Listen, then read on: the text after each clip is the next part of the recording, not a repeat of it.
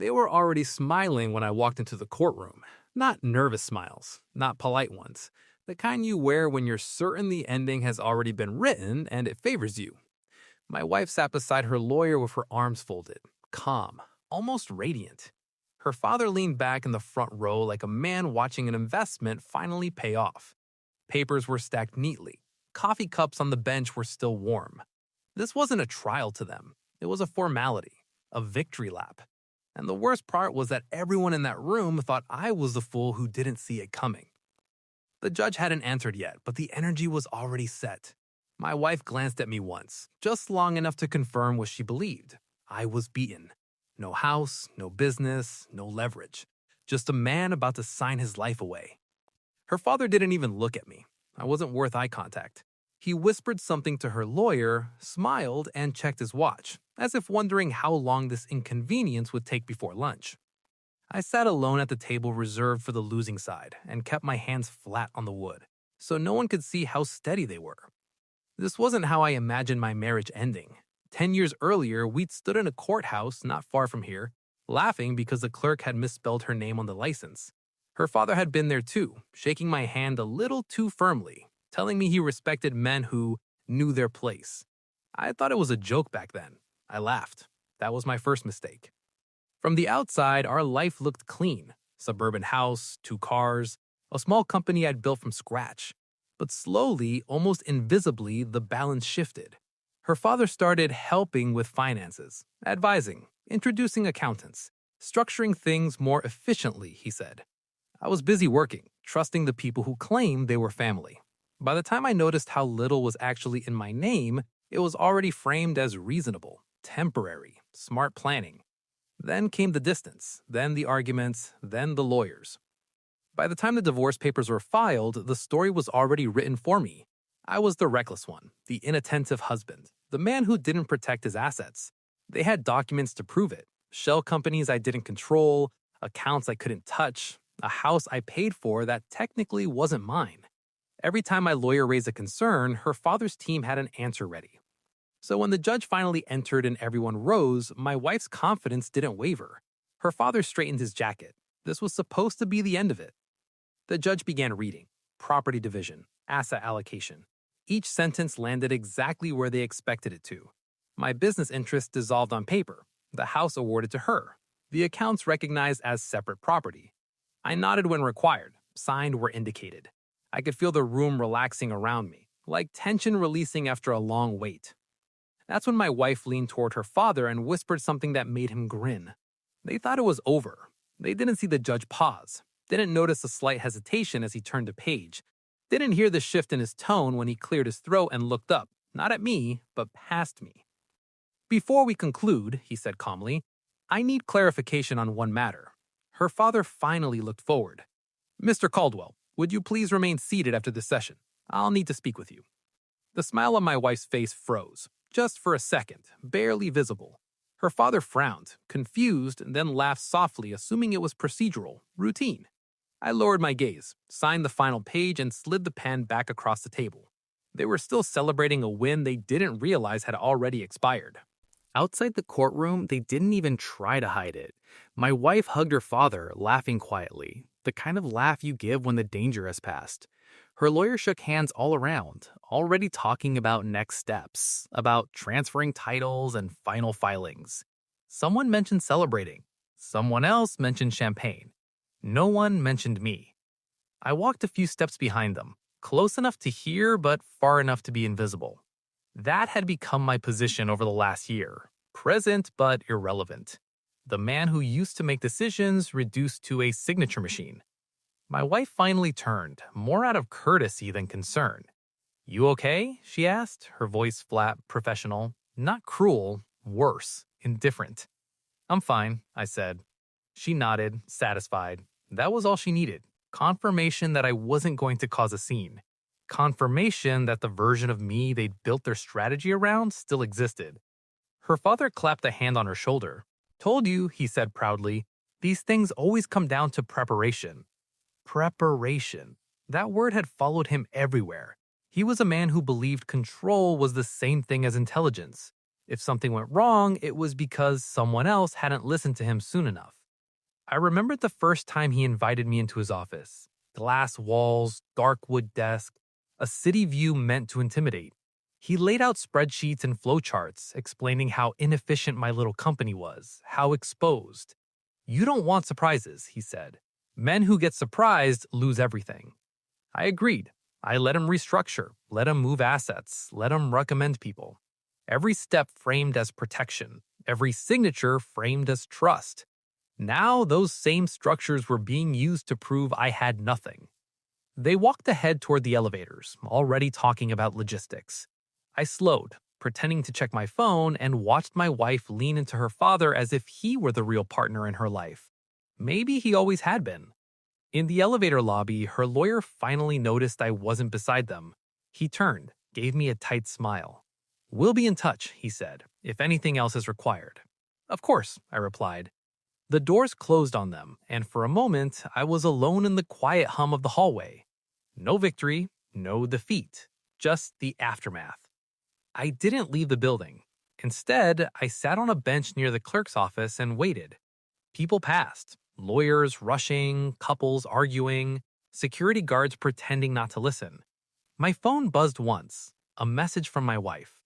"Dad says this went exactly as planned. I hope you can move on now." I didn't respond. 10 minutes later, the courtroom doors opened again. The judge stepped out, speaking quietly to his clerk. His expression hadn't changed, but his pace had slowed, deliberate. Behind him, another bailiff appeared and looked down the hall. "Mr. Caldwell," the bailiff called. My wife's father turned instinctively, confusion flickering across his face. "Yes?" "If you'll come with me, sir." He glanced at my wife, amused. "See, just paperwork," he said, patting her arm. "I'll be right back." She smiled, relaxed again, and turned to her phone. He followed the bailiff back into the courtroom without a second thought. I stood up. From where I was, I couldn't hear what was being said inside, but I could imagine the shift, the way confidence drains slowly, not all at once. The way men like him react when they realize the room is no longer tilted in their favor.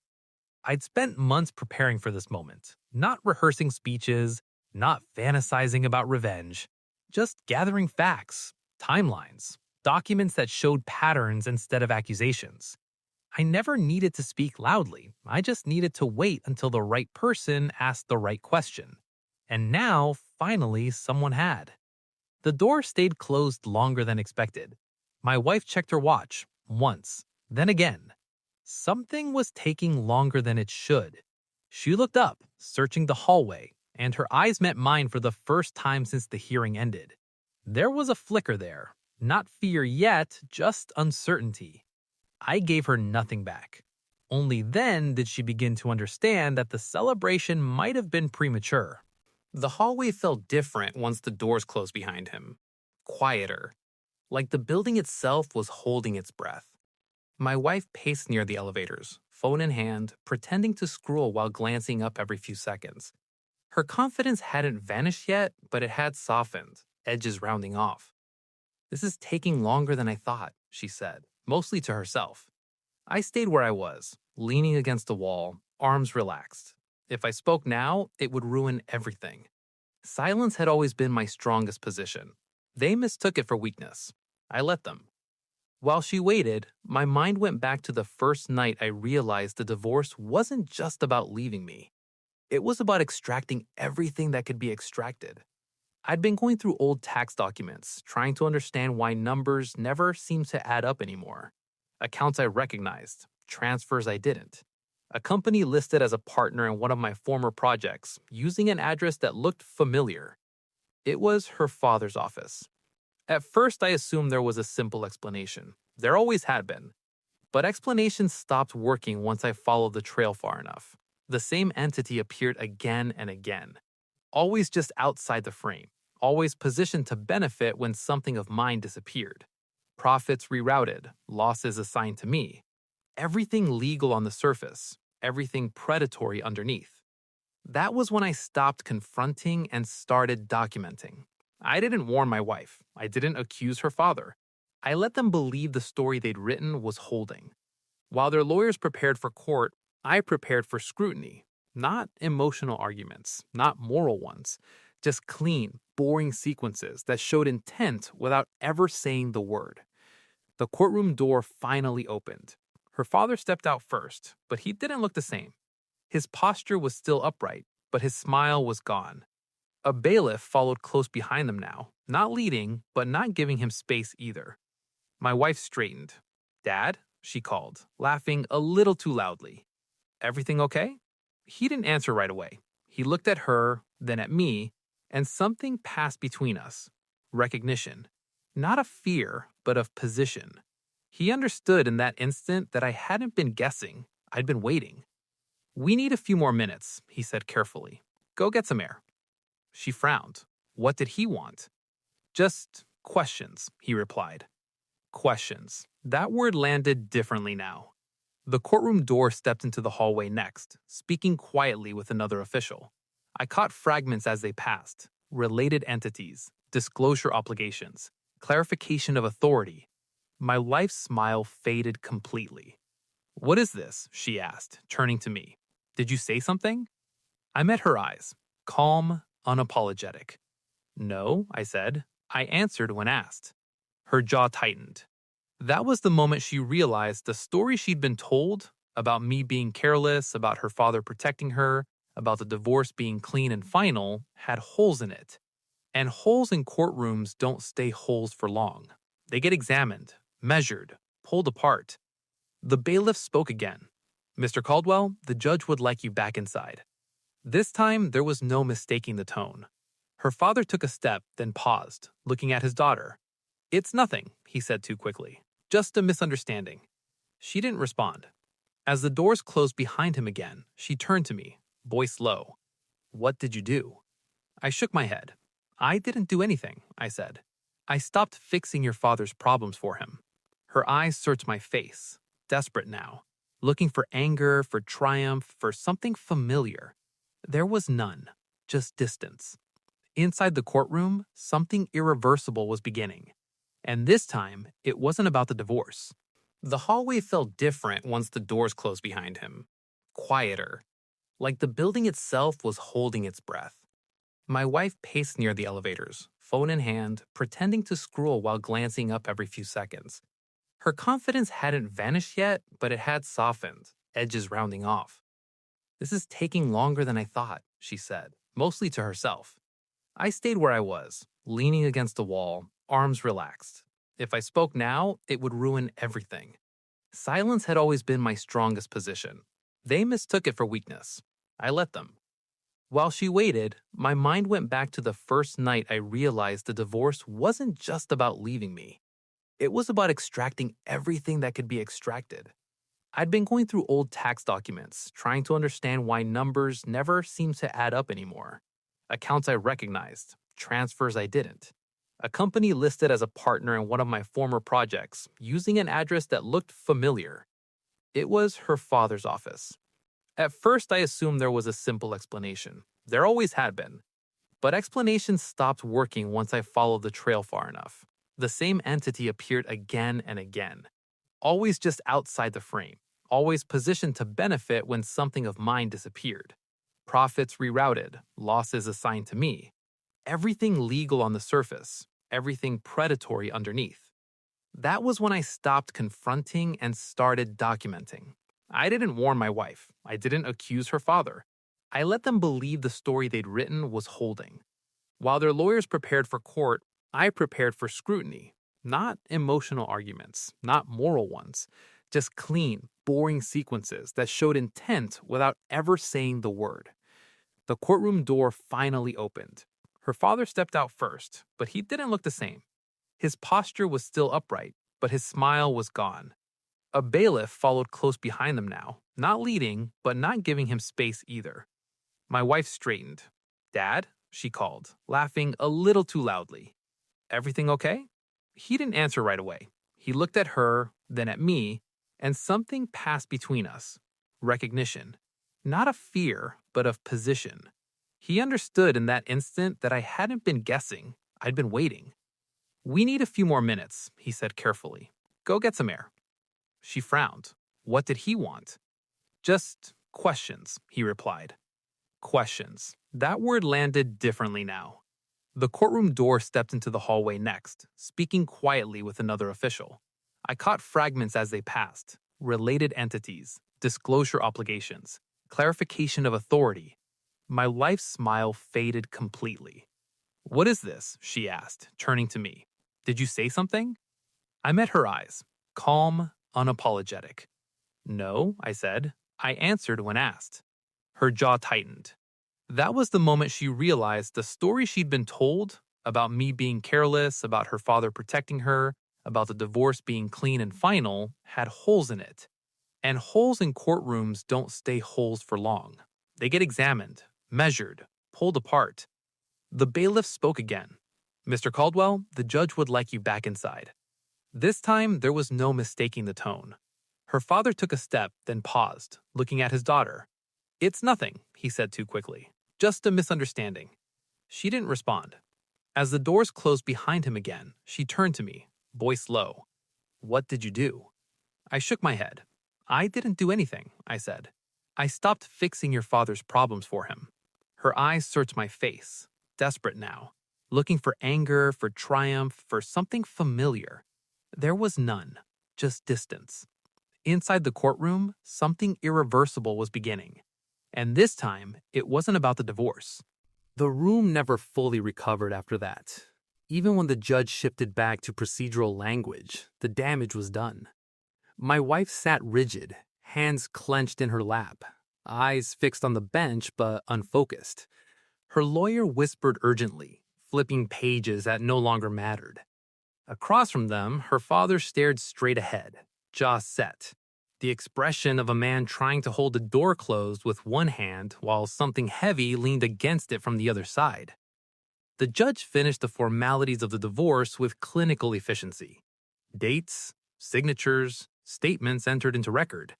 The marriage ended in sentences so neutral they almost felt insulting. Years reduced to paragraphs. When it was done, the clerk announced adjournment, but no one moved. "This doesn't make sense," my wife said suddenly, her voice breaking the silence. She looked at her father now, not the judge. "You said this was handled. You said everything was separate." Her father finally turned to her, lowering his voice. "Not here," he said sharply. "Then where?" she snapped. "Because he's looking at you like he knew this was coming." Her accusation hit its mark. He glanced at me again, this time with something close to anger. Not fear, not yet. Anger at having his control disrupted by someone he'd written off years ago. The judge stood, gathering his papers.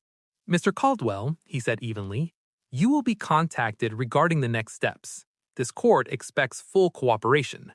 Her father nodded once, stiff. "Of course." As the judge exited, the room began to stir. Chairs scraped, low voices resumed. But my wife stayed seated, staring at the table like the surface might explain what had just happened. Her lawyer leaned in. "We need to talk privately," he said to her, then looked at her father. "Both of you." "I didn't do anything wrong," her father replied, too fast, too loud. The lawyer didn't argue. He just gathered his briefcase and gestured toward the door. My wife stood slowly. As she passed me, she stopped. "You planned this," she said quietly, not a question. I met her eyes. "I planned to answer honestly," I said. "That's all." She searched my face again, but this time there was no certainty left to find. Just a realization that the man she dismissed had been watching longer than she knew. They left together, the lawyer speaking urgently now, her father listening without interrupting. The dynamic has shifted. He wasn't leading anymore. I stayed behind for a moment, letting the courtroom empty. The quiet returned, but it felt different now. Not heavy, settled. A clerk approached me. "You're free to go," she said. I nodded and walked out. In the hallway, I passed my wife again near the exit. She was crying now, quietly, one hand pressed to her mouth. Her father stood beside her, speaking low, reassuring, but his eyes kept flicking around like he was measuring distances, escape routes, timelines. She looked up as I passed. "Was any of this real?" she asked suddenly. "Did you ever actually trust us?" I stopped, considered the question. I trusted you enough to stay quiet when leaving would have been easier. That should have told you something. She said nothing. Outside, the air was cold and sharp.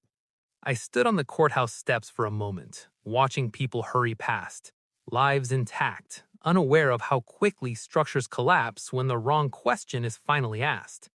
Behind me, I could hear raised voices through the glass. Not shouting, yet. Whatever came next wouldn't happen in family court, and they were just beginning to understand that. The call came 3 days later. I was at home in the half-empty house that technically wasn't mine anymore, surrounded by boxes I hadn't bothered to label. The place echoed when I moved. No photos on the walls, no shared routines. Just space. My phone buzzed with an unfamiliar number. I let it ring twice before answering. "Mr. Harris," a calm voice said, "this is the clerk's office. The court has scheduled a supplemental hearing. Your former father-in-law has been requested to appear. Your presence may also be required." "Understood," I said. That was it. No drama, no explanation. They never explain when something real is happening. By then, my wife had stopped texting. The last message she sent was 2 days after the hearing. "My father says this is a misunderstanding. He says you're doing this to hurt me." I didn't reply. There was nothing left to clarify. The supplemental hearing wasn't held in the same courtroom. Smaller room, fewer seats, no audience. This wasn't about optics anymore. It was about records. When I arrived, her father was already there, sitting beside a different lawyer this time. Older, quieter, the kind who listened more than he spoke. He didn't acknowledge me. The judge entered without ceremony and got straight to it. "Mr. Caldwell," he said, "this court has reviewed preliminary findings from the referral. Several transactions originating from entities under your authority have been flagged for further inquiry." Her father folded his hands. "I've cooperated fully," he said. "I've provided everything requested." "Yes," the judge replied, "and what you've provided raises additional questions." The lawyer beside him shifted.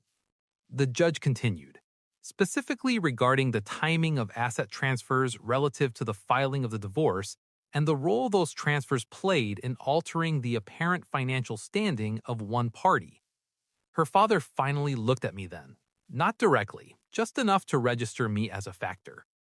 "I acted in my daughter's best interest," he said. "Any parent would." The judge's voice didn't change. Parents are not exempt from disclosure when acting as fiduciaries. A folder was opened. Names were read, dates, amounts, patterns. No accusations yet, just facts lined up cleanly, one after another.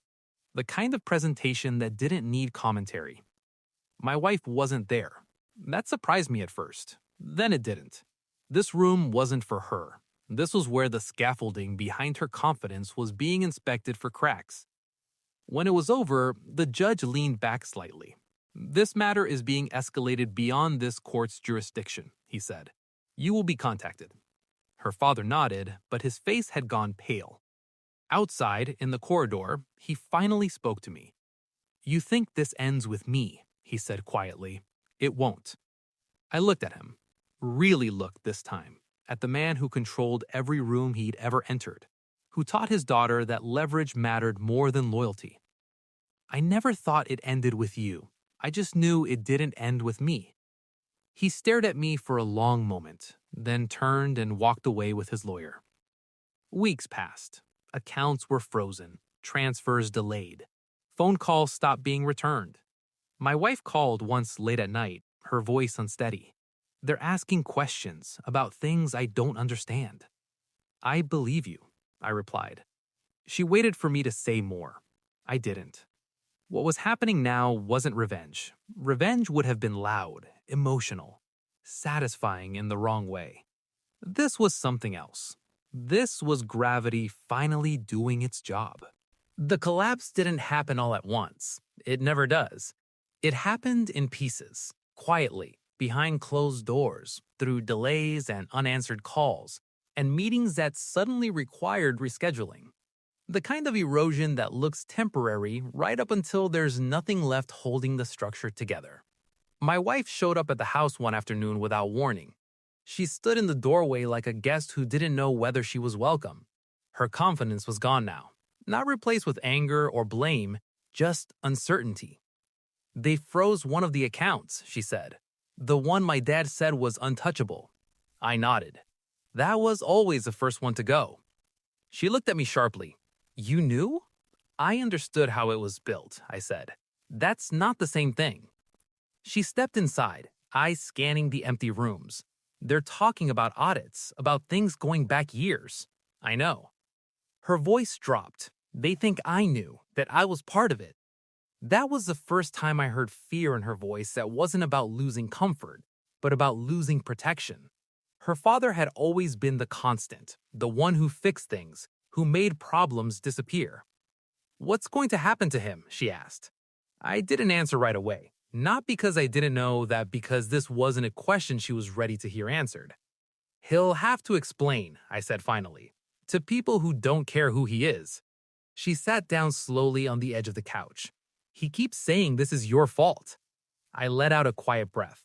"Of course he does." Silence stretched between us. Outside, a car passed. Somewhere down the street, someone laughed.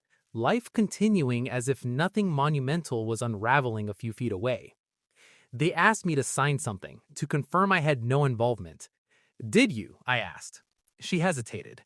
I asked for time. That was the smartest thing she'd done in months. A week later, the news reached me through my lawyer. Not headlines, not charges yet, just the word formal. Formal inquiry, formal review, formal request for cooperation. The language of systems that move slowly but don't stop once engaged. Her father stopped returning calls entirely. The final time I saw him was in a parking garage beneath an office building downtown. He stood beside his car, phone pressed to his ear, speaking in a low, urgent voice. When he saw me, he paused, then ended the call. "You could have warned me," he said. "I did, by staying quiet." He stared at me, disbelief mixing with something else now. Regret, maybe, not for what he'd done, but for underestimating who he'd done it to. "This isn't over," he said. I looked at him, really looked, the weight in his shoulders, the tension he couldn't hide anymore. "For me," I said, "it is." I walked away before he could respond. Later that night, my wife sent one final message. "I don't know who I am without him fixing things." I read it once, then set the phone down. Some people confuse control with safety. They don't realize how fragile it is until it's gone. And when it goes, it takes everything built on it with it. The divorce decree arrived by mail on a Tuesday morning. Plain envelope, no drama, just ink and paper confirming that the marriage was officially over. I read it once, folded it neatly, and set it aside. By then, it felt less like an ending and more like a formality catching up to reality. The real ending had already happened elsewhere. Her father was no longer answering calls because he couldn't. His accounts were locked pending review. His offices were quiet. Longtime partners were suddenly unavailable. People who once moved when he spoke now insisted on communicating through counsel. Influence has a shelf life. Once it expires, it leaves nothing behind but evidence. My wife didn't come to court again. She didn't need to. The assets she thought she'd secured were frozen in place, tangled in questions she couldn't answer. The house she'd celebrated winning sat in limbo, unsellable, unusable, a victory that couldn't be enjoyed. She came by one last time to collect the rest of her things. No lawyers, no arguments, just boxes and silence. "I thought winning would feel different," she said quietly, standing in the doorway. "It usually does," I replied. She looked at me then, really looked like she was seeing the version of me she'd never bothered to understand. "You planned all of this." I shook my head. "No, I planned to survive it." She nodded slowly, as if that distinction was finally clear. "He says you ruined his life." I met her eyes. "He ruined it the moment he decided to use you as cover." She didn't defend him. That told me everything. When she left, I locked the door behind her and stood there for a moment, listening to the quiet. No tension, no anticipation, just space. Months later, I heard through a third party that the investigation had moved forward. Not fast, not publicly, but steadily. Exactly the way systems move when they're certain of where they're going. I didn't celebrate. I didn't need to. They had walked into court believing the outcome was guaranteed. They smiled, they relaxed, they celebrated early, all because they assumed I'd already lost. What they never understood was that silence isn't surrender. Sometimes it's restraint. Sometimes it's preparation. And sometimes it's the only thing you need to let people destroy themselves without lifting a hand. I walked out of that courthouse alone, but for the first time in years, I wasn't walking away from anything. I was walking free.